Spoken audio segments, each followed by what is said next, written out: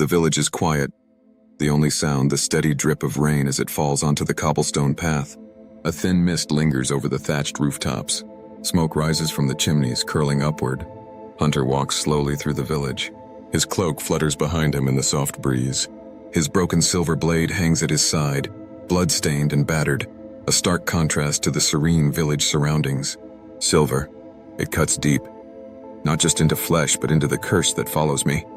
His boots crunch softly over the wet ground as he approaches the smithy. There's a steady rhythm of hammer striking anvil from within.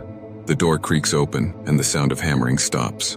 The blacksmith, a weathered, middle-aged man, looks up with tired eyes.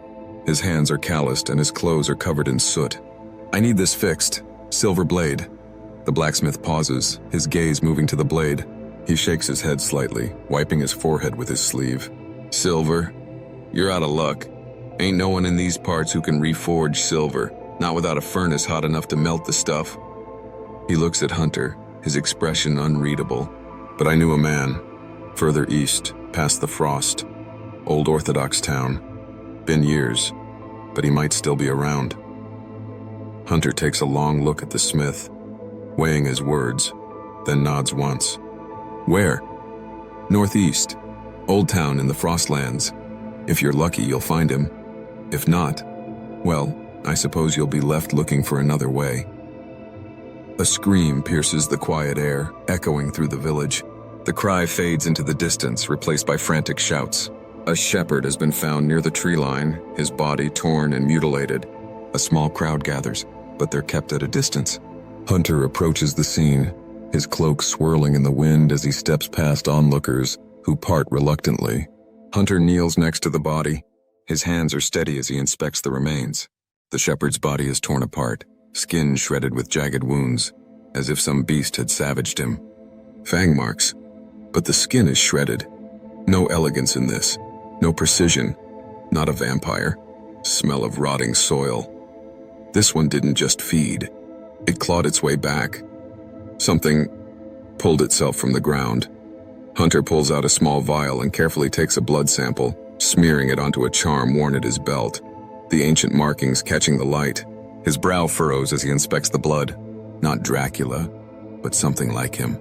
Something older, ancient, a creature not bound by the laws of the night, a beast cursed in its very nature. He leans closer, piercing and intent as he notices ash in the wounds. He gently touches the marks, realizing they've been burned into the flesh. Ash, the mark of the old curse. This is no mere vampire, no creature of the night. This is something worse. Whatever this thing is, it's been buried, brought back by forces older than time.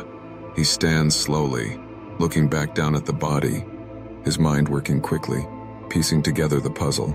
A creature of soil, ash, and blood. A monster clawing back from the grave. I thought this might lead me to Dracula. But this is a different hunt. The forest is dense, and the sky has begun to darken. Hunter's movements are precise, almost predatory. He prowls through the trees, listening intently. The scent of blood is fresh, but it's not just any blood. This is corrupted. A trail of ash in the air. I can feel it. Hunter closes his eyes for a moment, tuning into the faintest of sounds. A breathless movement. He opens his eyes, focusing on the direction of the sound. His blood sense tingles. The pulse of something unnatural is nearby. He moves swiftly, his steps nearly silent as he follows the trail deeper into the forest. The shadows seem to shift around him, his shifting into shadows ability letting him blend into the dark. I can feel it. It's close. Not Dracula, but something like him.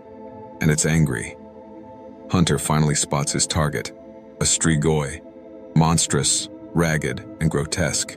It's not a vampire in the traditional sense.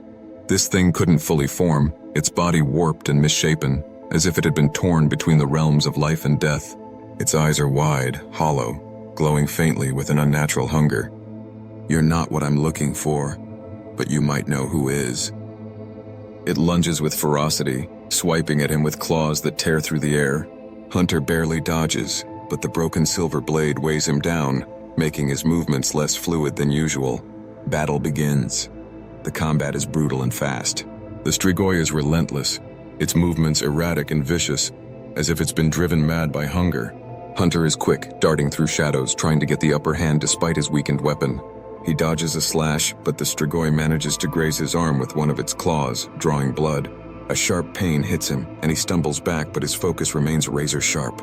His cursed healing immediately begins to work, the wound closing up quickly, but painfully. Hunter shifts again, vanishing into the shadows, reappearing behind the Strigoi. He slashes at the monster with the broken silver blade, but the blade is dull, not enough to finish it. Damn it, this thing should be dead by now. This blade, it's not enough.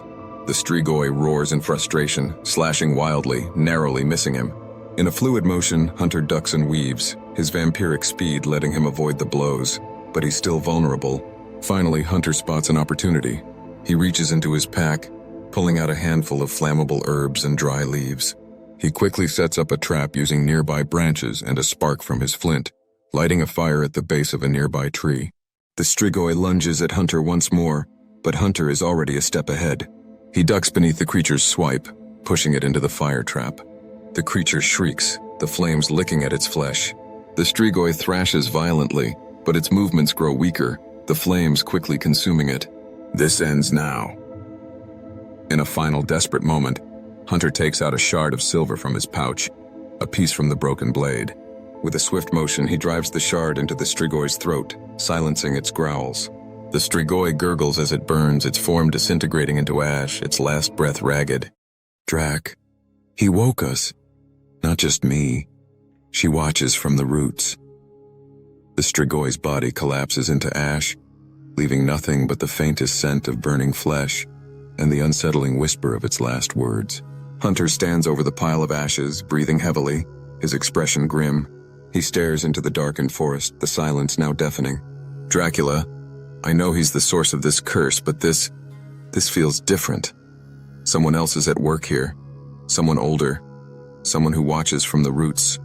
Hunter sits against a haystack in the corner of a dimly lit stable, the sounds of horses quietly settling in the background. His eyes are closed, but his mind is racing. He's too tired to stay alert, too haunted by the things he's seen. He begins to drift off, the exhaustion overwhelming him. Roots twisting and intertwining around corpses, dragging them into the earth as if they were puppets of something ancient. A hut creaking on long chicken legs, moving slowly through the dark forest, the wind carrying an unsettling cackle.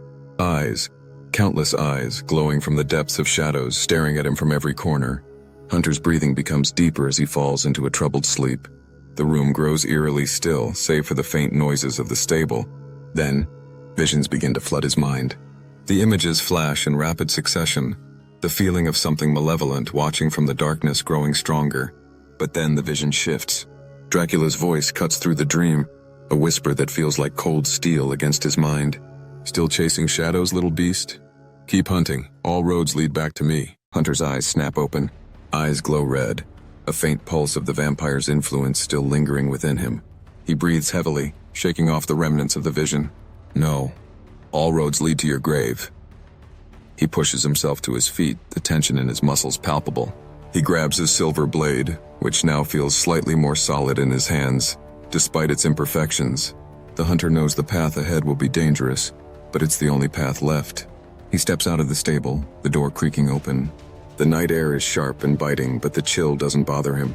He's headed into the unknown, to Ukraine, to find Gregorov, to repair his blade, and to continue his hunt. But in the back of his mind, the shadow of Dracula looms large.